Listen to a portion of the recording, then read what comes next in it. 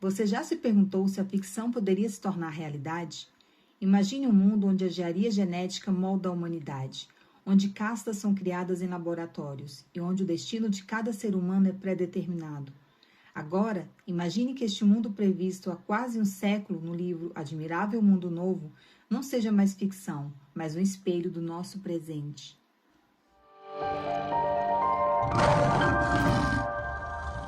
Com as recentes revoluções na edição de Gênesis e na neurotecnologia, a visão futurista do livro está se tornando cada vez uma realidade. Estamos vivendo em uma época em que a engenharia genética e o transhumanismo não são apenas teorias, mas práticas em evolução, levantando questões éticas profundas sobre a natureza da humanidade. E se eu te disser que as ligações não terminam por aqui? Uma antiga obra chamada Livro de Enoque também ecoa estes temas, falando de anjos caídos, compartilhando conhecimento avançado com humanos, levando à criação de seres híbridos, os Néfilins. Então, vamos mergulhar fundo nessas conexões. Prepare-se para uma viagem no tempo, da antiguidade até o futuro, que pode estar bem à nossa porta. O livro Admirável Mundo Novo, um clássico de 1932, mergulha-nos numa sociedade distópica e futurista, onde a engenharia genética não é apenas uma técnica científica, mas a espinha dorsal da criação e funcionamento da sociedade. Neste mundo, os seres humanos não nascem, eles são fabricados. Há um processo de reprodução artificial em massa, onde os embriões são criados e cultivados em frascos, em fábricas de seres humanos.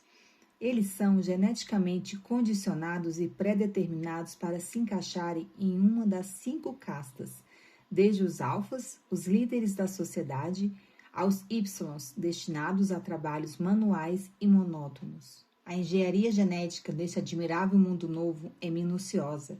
Os embriões destinados às castas inferiores são deliberadamente limitados no seu desenvolvimento físico e mental. Por outro lado, as castas superiores recebem tratamentos que promovem o desenvolvimento intelectual e físico, mas até mesmo elas têm suas capacidades cuidadosamente calibradas para corresponder ao papel que lhes foi atribuído na sociedade.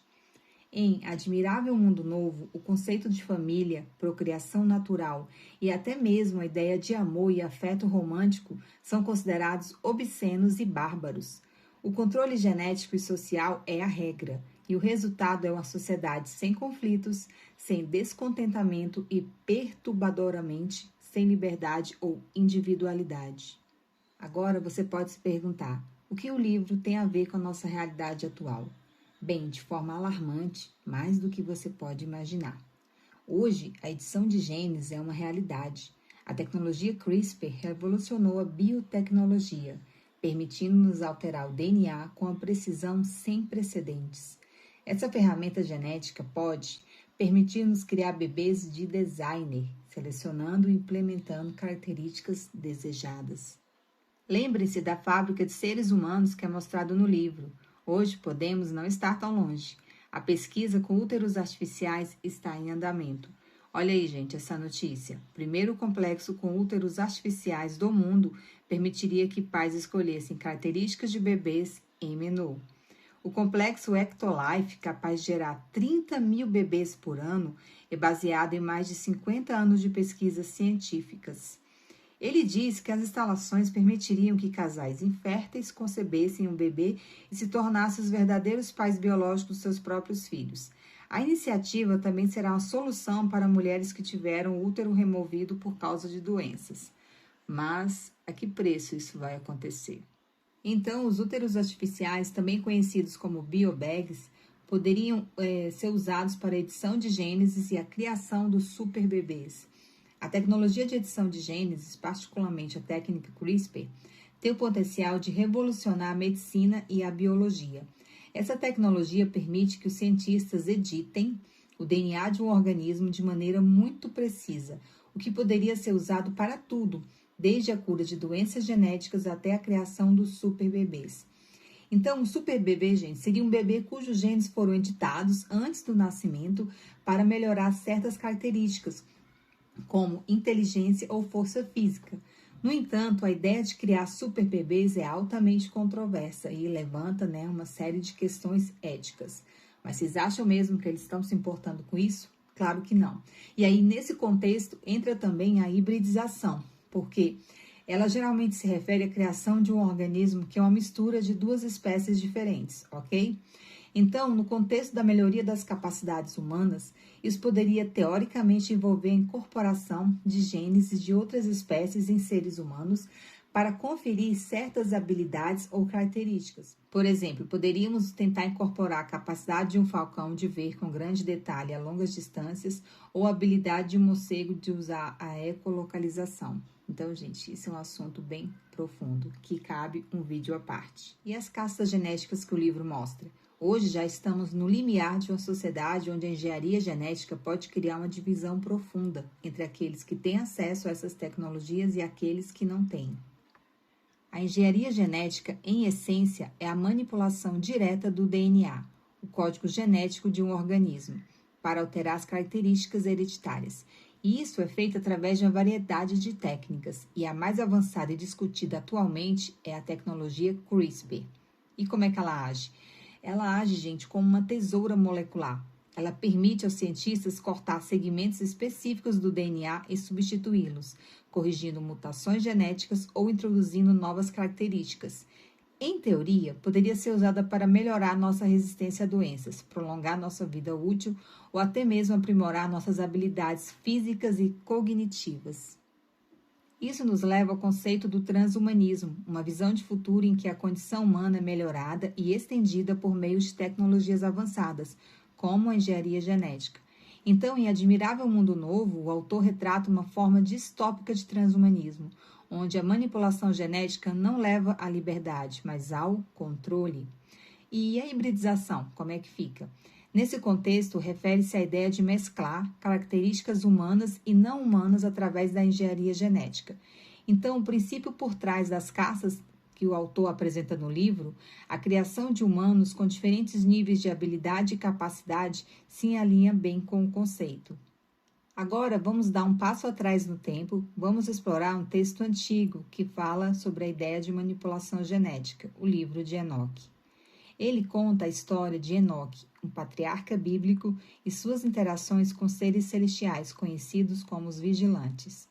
Os vigilantes, segundo o livro, eram anjos caídos que desobedeceram os mandamentos divinos, descendo à terra para procriar com mulheres. Eles transmitiram conhecimentos proibidos aos seus descendentes, os Néfilim, que são descritos como gigantes com grande força e sabedoria. E os Néfilim são produtos do cruzamento entre espécies diferentes, celestiais e terrestres. Seriam, em tempos modernos, considerados híbridos. E é interessante nós percebermos que essas histórias antigas ecoam preocupações atuais. O que acontece quando a gente ultrapassa os limites da criação, da natureza, que foram estabelecidos pelo nosso Criador? Que consequências podemos enfrentar quando a gente brinca de ser Deus? Porque é isso que a engenharia genética está fazendo. De um lado, temos o livro de Enoque, um texto antigo que fala de seres celestiais cruzando limites divinos para interagir e se misturar com os humanos. Do outro, temos Admirável Mundo Novo, uma visão futurista no qual a humanidade ultrapassa suas próprias barreiras biológicas em busca de controle e perfeição. Vejamos os Néfilins e as castas que o livro apresenta.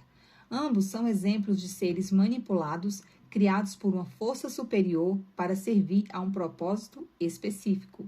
Os Néfilins, frutos de anjos e humanos, possuíam força e sabedoria excepcionais. As castas de Huxley, produtos de manipulação genética e condicionamento, foram projetadas para funções específicas na sociedade. Em ambos os casos, o resultado dessas misturas resultou em desequilíbrio e conflito. Os Néfilins se tornaram tiranos, levando a humanidade à ruína.